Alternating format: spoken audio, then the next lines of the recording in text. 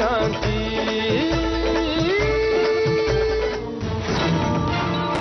ಐಶ್ವರ್ಯ ಐಶ್ವರ್ಯ ಐಶ್ವರ್ಯ ಅಮ್ಮ ಐಶ್ವರ್ಯನೆಲ್ಲಾರು ನೋಡಿದ್ರಾ?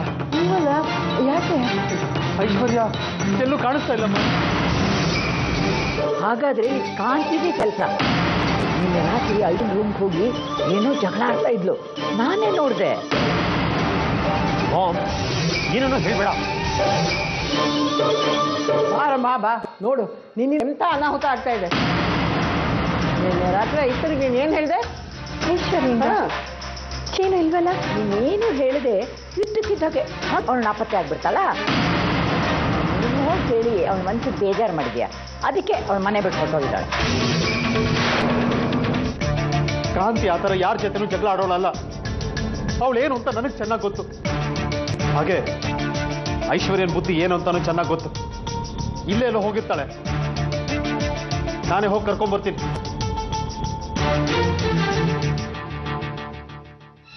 ಏನೋ ಆದದ್ದು ಆಗೋಯ್ತು, ಅದ್ರ ಬಗ್ಗೆನೇ ಯೋಚಿಸ್ಕೊಂತ ಮನಸ್ಸು ಯಾಕೆ ಕೆಲ್ಸ್ಕೊಟ್ಲು. ಇದರಲ್ಲಿ ತಪ್ಪೆಲ್ಲ ಬಾಬುದೆ. ಕಾಂತಿ ಹಿನ್ನೆಲೆ ಏನು, ಅವಳ ಮನಸ್ಸಿನ ಭಾವನೆಗಳೇನು ಒಂದು ತಿಳ್ಕೊಳ್ದೆ ಸುಮ್ಮನೆ ದುಡಿಸ್ಬಿಟ್ಟ. ಹಿಂದೆ ಅದರಲ್ಲಿದ್ದು ಬಾಬು ಮೊದಲು ತಪ್ಪೆಜ್ಜಿಗಳನ್ನೇ ಇಟ್ಕೊಂಡು ಬಂದಿದ್ದಾನೆ. ಈಗಲಾದರೂ ಲೈಫಲ್ಲಿ ಸೆಟ್ಲ್ ಆಗಿ ಸುಖವಾಗಿರ್ತಾನೆ. ಮಗ ಸೊಸೆ ಜೊತೆ ನಾನು ಫ್ರಾನ್ಸ್ನಲ್ಲಿ ಒಳ್ಳೆ ಲೈಫ್ ಲೀಡ್ಬೋದು ಅಂತ ಕನಸು ಕಟ್ಟಿದ್ದೆ. ಆದರೆ ಈಗ ಎಲ್ಲ ನುಚ್ಚುನೂರಾಗೋಯ್ತು. ಆಗಿದ್ದಾಗೋಯ್ತು, ಅದಕ್ಕೆ ಈಗ ಮಾಡೋಕ್ಕಾಗುತ್ತೆ. ಮದುವೆ ಮುರಿದು ಬಿದ್ದಿದ್ದರಿಂದ ಬಾಬು ಕೊರಗೋದನ್ನು ನಾನು ನೋಡೋಕ್ಕಾಗ್ತಾ ಇಲ್ಲ. ನನ್ನ ಸೊಸೆ ಆಗಬೇಕಾಗಿದ್ದ ಕಾಂತಿ ಯಾರನ್ನೋ ಮದುವೆ ಆಗಿ ನನ್ನ ಕಣ್ಣೆದುರಿಗೆ ಓಡಾಡ್ತಾ ಇರೋದನ್ನು ಹೇಗೆ ನೋಡ್ಕೊಂಡಿರಲಿ.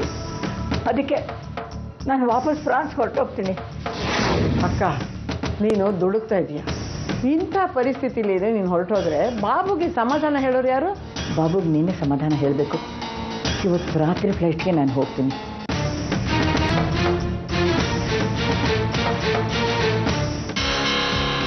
ಬರಲ್ಲ ಅಂದ್ರೆ ಏನರ್ಥ ಐಶ್ವರ್ಯ? ಮತ್ತೆಲ್ಲಿಗೆ ಹೋಗ್ತೀಯಾ? ಮನೇಲಿ ಎಲ್ಲರೂ ಎಷ್ಟು ಗಾಬರಿ ಆಗಿದ್ದಾರೆ ಗೊತ್ತಾ?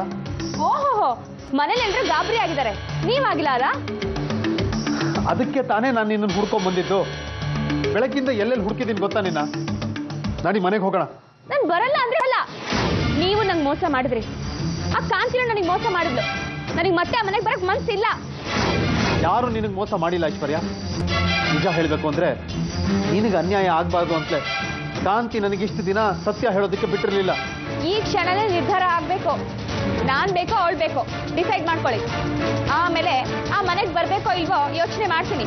ಇದನ್ನೆಲ್ಲ ಆಮೇಲೆ ಮಾತಾಡೋಣ, ಮೊದಲು ಮನೆಗೆ ನಡಿ. ಆಯ್ತು, ಬರ್ತೀನಿ. ಆದ್ರೆ ನಂದೊಂದು ಕಂಡೀಷನ್.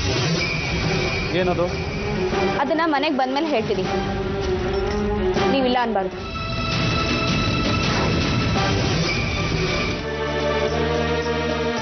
ಐಶ್ವರ್ಯ, ಎಲ್ಲಿಗೆ ಹೋಗ್ಬಿಟ್ಟಿದ್ದೆ ನೀನು? ನಾನೆಷ್ಟು ಹೆದರಿದ್ದೆ ಗೊತ್ತಾ? ಸರ್, ಈಗಲಾದ್ರೂ ಬಂದಿಯಲ್ಲ, ನನಗೀಗ ಸಮಾಧಾನ ಆಗ್ತಿದೆ. ಬಾ. ಮುಟ್ಬೇಡ ನನ್ನ. ಸಾಕು ನಿನ್ನ ನಾಟಕ. ನಾನು ಮನೆ ಬಿಟ್ಟು ಹೋಗಿದ ತಕ್ಷಣ ಎಲ್ಲಿಂತ ಜಾಸ್ತಿ ಖುಷಿ ಆಗಿರೋದು ನಿನಗೆ. ನನ್ಗೇನು ಗೊತ್ತಿಲ್ಲ ಅನ್ಕೊಂಡ್ಯಾ? ನಿನ್ ಬೆಳಗಿಂದ ಕಾಣ್ತಿಲ್ಲ ಅಂತ ನನ್ಗೆಷ್ಟು ಯೋಚನೆ ಆಗಿತ್ತು ಗೊತ್ತಾ?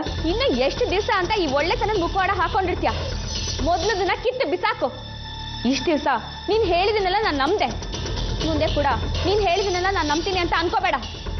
ಮುಖ ನೋಡೋಕ್ಕೂ ನನಗೆ ಅಸಹ್ಯ ಆಗ್ತಿದೆ. ನಂಬಿಕೆ ದ್ರೋಹಿ ನೀನು. ಮೊದಲಿಂದ ಹೊರಟೋಗೋ.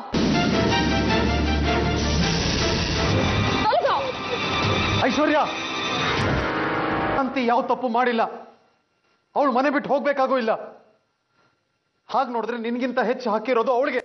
ಅವಳು ನನ್ನ ಮೊದಲನೇ ಹೆಂಡತಿ, ನೀನ್ ಆಮೇಲೆ ಬಂದವಳು. ಅವಳು ಮನೆ ಬಿಟ್ಟು ಹೋಗ್ಲೇಬೇಕು ಅನ್ನೋದು ನಿನ್ನ ಹಠ ಆದ್ರೆ ಕಾಂತಿ ಜೊತೆ ನಾನು ಹೋಗ್ತೀನಷ್ಟೇ. ನಿನ್ನಿಂದಾನೆ ಇವತ್ತು ನಮ್ಮ ಸಂಸಾರದಲ್ಲಿ ಇಂಥ ಪರಿಸ್ಥಿತಿ ಬಂದಿರೋದು. ನಿನ್ನಿಂದಾನೆ ಇವತ್ತು ನಾವು ಇಂಥ ಮಾತುಗಳನ್ನ ಕೇಳ್ಬೇಕಾಗಿ ಬಂತು. ನಮ್ಮ ಸಂಸಾರನ ಹಾಳು ಮಾಡಿ ಮಾನ್ಗೆಟ್ಟೋಳು ಹಾಗೆ ಇನ್ನೂ ಇಲ್ಲೇ ನಿಂತಿದ್ಯಲ್ಲ, ಹೋಗಿ ಬೇರೆ ಹಾಕೋ.